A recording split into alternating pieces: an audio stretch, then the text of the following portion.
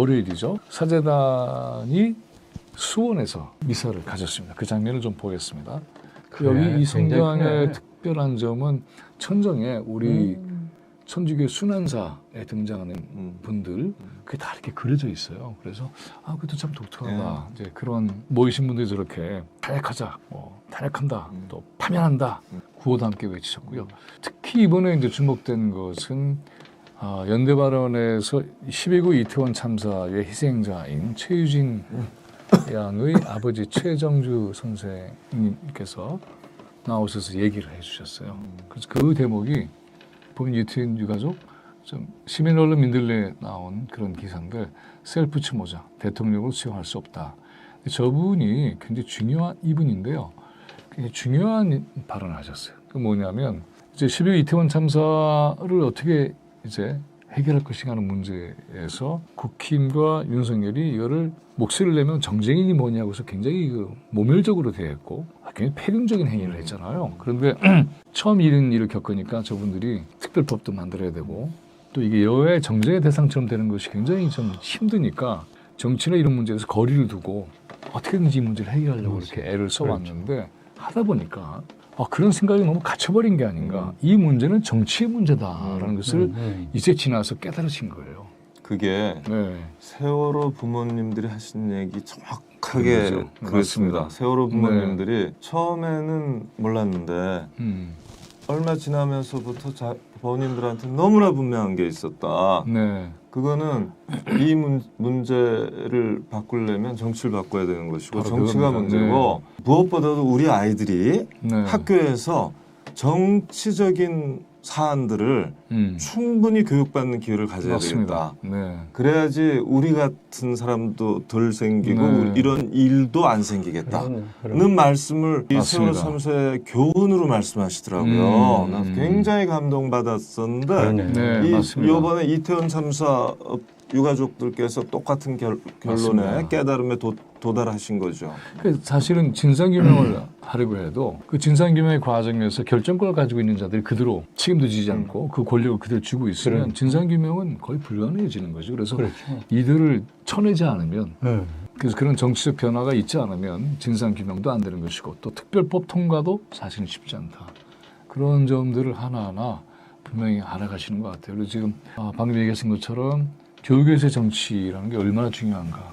그건 따로 그렇게 깊이 또 논의를 해야 될 사안이지만 한두 마디만 좀 또 보태주셨으면 좋겠어요. 이게 교육이 이른바 정치적 중립이라는 그런 것에 가두어서 정치적 판단의 능력 자체를 아예 막아버리고 그래서 말하자면은 정치라고 하는 것은 무슨 자기의 권리 이런 것들을 실현시킬 수 있는 굉장히 중요한 장인데 그 자체를 아예 하지 못하게 막아버리는 그래서 시민으로서의 역량 자체를 좌초시키는 그런 과정이 교육이 되고 있기 때문에 그 점에서 굉장히 많이 노력해 오시잖아요. 우리가 다 같이 해왔었죠. 그래서 교육이라는 건 중요한 걸 가르쳐야 되잖아요.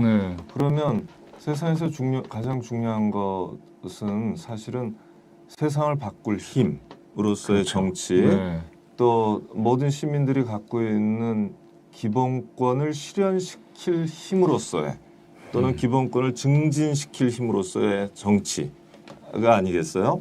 그리고 정치에서만 사람은 평등한 대접을 받아요. 1인 1표라는 형식으로. 그래서 정치 혐오는 민주주의 혐오입니다. 그리고 정치 무관심은 민주 정치에 대한 또 본인 모든 사람이 아주 근원적으로 평등하다는 인식에 대한 무관심이자 무지이자 거부예요, 사실은. 그래서 아이들한테 이 제대로 된 정치 교육을 시키는 건 대단히 중요한데요. 이런 말 있잖아요. 사람은 민주주의자로 태어나는 건 아니다. 민주주의자는 길러져야 되고 만약에 우리가 증오를 배울 수 있고 혐오를 배울 수 있다면 사랑도 배울 수 있다. 편견을 배울 수 있는 존재라면 우리가 보편이성도 배울 수 있다. 이렇게 얘기할 수 있잖아요. 그래서 학교에서 세뇌 교육이나 주입 교육이 아닌 정치 교육이 활성화돼야 돼요. 이제 정치적 중립성의 얘기들은 전부 다 이제 세뇌 교육이나 일방적인 주입교육, 정치적 교사의 정치적 견해를 아이들에게 세뇌시키고 주입하는 그렇죠. 이 위험 네. 때문인데 그래서 이걸 극복할 교육 원칙이 다 있거든요. 그럼요. 그러니까 핑계예요. 네. 그래서 수업 시간에 보이텔스파 원칙이라든가 이런 게 다 있고 언제 그걸 좀 집중적으로 얘기를. 그렇죠. 교사들이 하죠. 그런 훈련을 네. 다 받는 존재이기 때문에 걱정할 게 없고 지금 여러 가지 처벌 규정도 네. 있고 이미 있어서 다 핑계예요. 네. 그렇게 해서 수업 시간에는 주입 교육을 안 받게 하고 안 받을 장치를 갖추고 그 대신 이제 교사들이 선거나 정당이나 의회 세계에 좀 더 노출도를 높이기 위해서 이 시민으로서의 정치적 자유를 학교 바깥에서 수업 시간 바깥에서 교육 활동 바깥에서는 100% 갖는 그 쌍방향으로 가야 된다고 생각합니다. 맞습니다. 제가 하나만 보태고 싶은데요. 네. 우리 정치적 중립이라는 것은 원래부터 있던 게 아니고 원래는 독재 정권에서 그 편향된 교육을 강요하기 때문에 그 독재 정권이 원하는 교육대로 하지 않을 수 있는 자유를 위해서 중립이라는 말을 썼거든요. 보호막이었던 거죠. 보호막이었는데 네. 그것은 교사들이 정치적 중립적인 뭐 행동을 해야 되겠지만 그게 아니라 정권 자체가 그래 해야 된다는 거예요. 정권이 그 자기 정권의 이데올로기에 맞춰서 억압적으로 그렇게 교육하게 만들면 안 된다는 얘기로 우리가 좀 강조를 했습니다. 아, 정말 네. 정확한 지적이시고요. 그래서 군은 정치적 중립성을 준수해야 되는데 이 교육의 정치적 중립성은 보장된다고 돼 있어요. 그렇죠. 그러니까 네. 그럼 누가 정치적 중립성을 침해하냐? 첫 번째는 정권이었거든요. 그렇죠. 우리나라에서. 네. 아니 얼마 전까지만 하더라도 한국사를 국정교과서 하겠다고 난리가 났었잖아요. 그러니까 이런 것들이야말로 못하게 막겠다. 그렇죠. 그게 그리고 교사들을 거죠. 정권에 납할 수가 네. 되는 것을 못하게 막겠다는 게 우선 첫 번째였어요.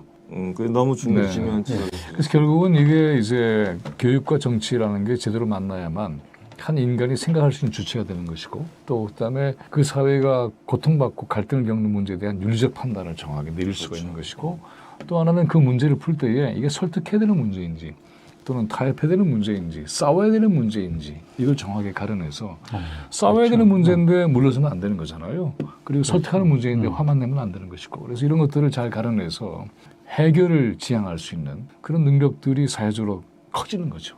정말 늦죠.